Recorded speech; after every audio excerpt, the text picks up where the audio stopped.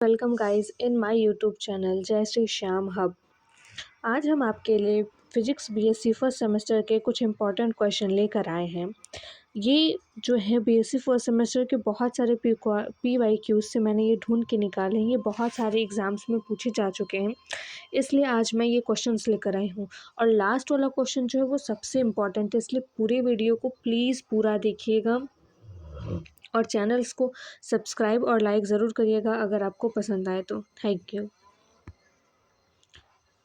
पहला क्वेश्चन है आपका, define dot product and cross product. ये जो डॉट प्रोडक्ट है और क्रॉस प्रोडक्ट है ये हमेशा पूछा जाता है। चाहे किसी भी सिचुएशन में डॉट प्रोडक्ट और क्रॉस प्रोडक्ट हमेशा पूछा जाता है। अगर आपको पता होगा कि क्रॉस प्रोडक्ट किसे कहते हैं, the cross product of two vector a and b inclined an angle theta to each other is defined as the vector whose magnitude is ab sin theta in direction and direction is that of a unit vector। मतलब इसको आप अगर define करना रहेगा तो A cross vector B is equal to A B sine theta, इसको लिखते हैं। ये चीज़ ध्यान देखिएगा, यहाँ पे मुझसे एन कैप छूट गया है, साथ में एन कैप भी रहेगा। जो एन कैप रहता है ये डायरेक्शन को डिफाइन करता है कि डायरेक्शन क्या होगी किसी चीज़ की। तो यहाँ पे एन कैप ज़रूर ऐड कर लीजिएगा कि यहाँ पे डायरेक्शन होगा एन कैप। ठीक है, उसके बाद है which is a perpendicular to plane contain. अब उसका डॉट प्रोडक्ट क्या होता है ये दिमाग में रख दीजिए कि क्रॉस प्रोडक्ट जो होता है यानी मल्टीप्लाई होगा, ए क्रॉस बी होगा, और इसको रिप्रेजेंट कैसे करेंगे, ए बी साइन थीटा से करेंगे, A B sine theta N cap. अब रही बात डॉट प्रोडक्ट की, तो अगर डॉट प्रोडक्ट की बात करें तो डॉट प्रोडक्ट में हमेशा कॉस आता है। एक चीज़ दिमाग में रख लीजिए कि क्रॉस में साइन और डॉट में आपका कॉस आएगा। ठीक है, अब अगर हम डॉट प्रोडक्ट को रिप्रेजेंट करें तो डॉट प्रोडक्ट कैसे रिप्रेजेंट होगा, A dot B is equal to A B cos theta. जहाँ पे ये जो ए बी है ये आपका मैग्नीट्यूड होता है, ये आपका मैग्नीट्यूड होता है ए एंड बी का, vector A and vector B का ये मैग्नीट्यूड होता है। ठीक है, अब इसको अगर हम ऐसे डिफाइन करें तो कैसे, the dot product of two vector is a scalar and lies in the plane of the vector dot is equal to A dot B is equal to C. यहाँ पे मैंने वो लिखा नहीं है, ये आप ज़रूर लिख लीजिएगा कि A dot B is equal to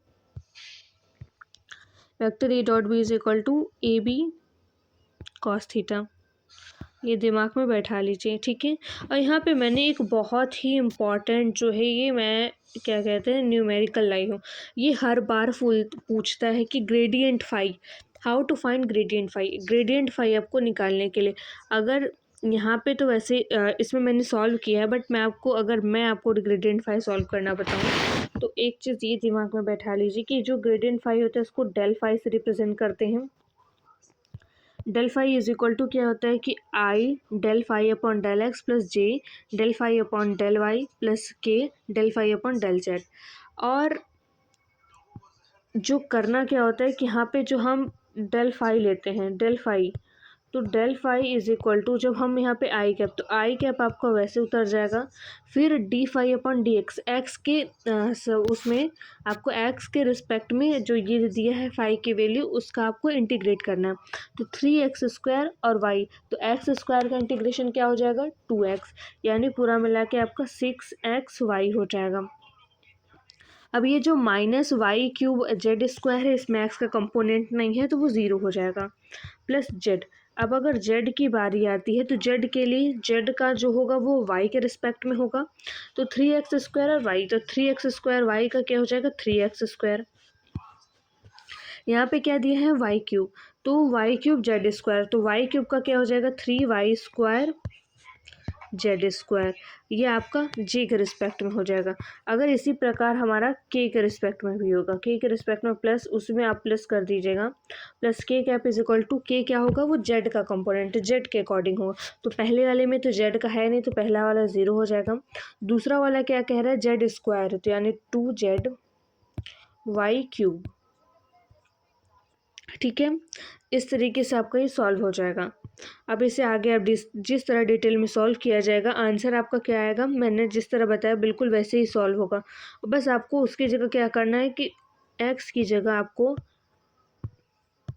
x की जगह आपको रख देना है 1, वाई की जगह आपको रखना है -2 और जेड की जगह आपको रखना है -1। ये आप वैल्यू पुट कर देंगे, आपका आंसर आ जाएगा।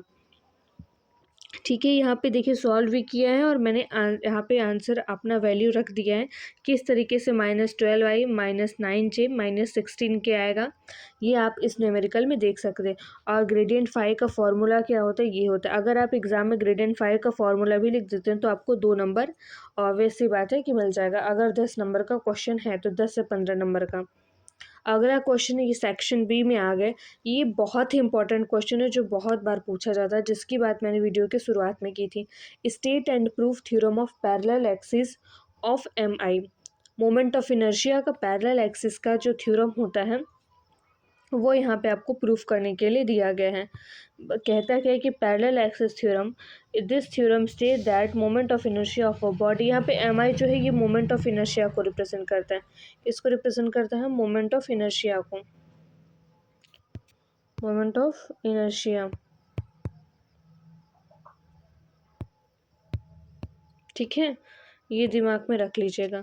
On axis parallel to axis passing through its centre of mass is equal to the sum of its moment of inertia about the axis passing through a centre of mass and product of mass and product of mass with square of distance between two axis.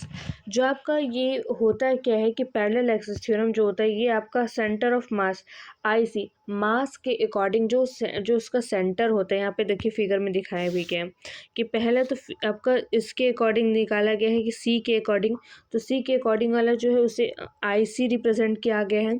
उसके बाद distance कितना है, उसका ये distance पे निर्भर करता है कि डिस्टेंस कितना दिखाया गया, एच दिखाया गया है, तो उसके स्क्वायर मास इंटू उसका स्क्वायर। ठीक है, इसका प्रूफ भी मैं यहाँ पे लाई। ये एग्जाम में ये फिगर ज़रूर बनाइएगा, ये फिगर ज़रूर बनाइएगा। प्रूफ में क्या दिया है, let h be the perpendicular distance between perpendicular axis to determine moment of inertia of the body about A B, let us divide the body into large number of a small element. Consider one such of element m at a perpendicular distance r from axis AB. Moment of inertia of a small element about AB is equal to mx p P O है। ठीक है, P O is equal to, यहाँ पे H cut गया है, are plus H रहेगा। ठीक है, यहाँ पे आर प्लस एच रहेगा, तो आपका हो क्या आ जाएगा, I B is equal to I A B is equal to summation over M R H square, M R H, R plus H का होल स्क्वायर हो जाएगा। फिर आर प्लस एच का होल स्क्वायर आपको पता होगा कि ए प्लस बी का होल स्क्वायर क्या होता है, A square B square plus 2ab। तो बस वही वैल्यू आपको यहाँ पे रख देनी, उसी के अकॉर्डिंग आपको इसको ओपन कर देना, तो आपका वैल्यू आ जाएगा। ठीक है, उसके बाद एम आर स्क्वायर अलग, H R square, M H R square अलग, M two R M H अलग कर लेंगे। ठीक है, यहाँ पे आपका होगा क्या कि जो ये आर वाला है ये आपका सेंटर ऑफ मास के अकॉर्डिंग निकल जाएगा, और जो ये एम एच स्क्वायर है इसमें से जो आपका ये एम आर निकल के आएगा, एम आर आपका यहाँ पे ज़ीरो होगा। ठीक है, तो एम आर को ज़ीरो पुट करेंगे, फिर यहाँ पे वैल्यू आप देख सकते हैं कि इतना आपका आंसर आ जाएगा। अगर आपको वीडियो पसंद आया हो तो वीडियो को लाइक और कमेंट ज़रूर करिएगा, बताइएगा कि आपको ये वीडियो कैसा लगा, और प्लीज़ चैनल को सब्सक्राइब करिएगा। ऐसे ही इंपॉर्टेंट क्वेश्चन मैं आपके लिए और लेते आऊँगी।